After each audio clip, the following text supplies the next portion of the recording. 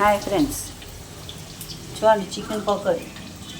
Okay, chicken అది అలాగా చూసారా, అలా మసాలాలు కలిపి ముందే అరగంట ముందు నానబెట్టించాడు. Egg, cornflour powder,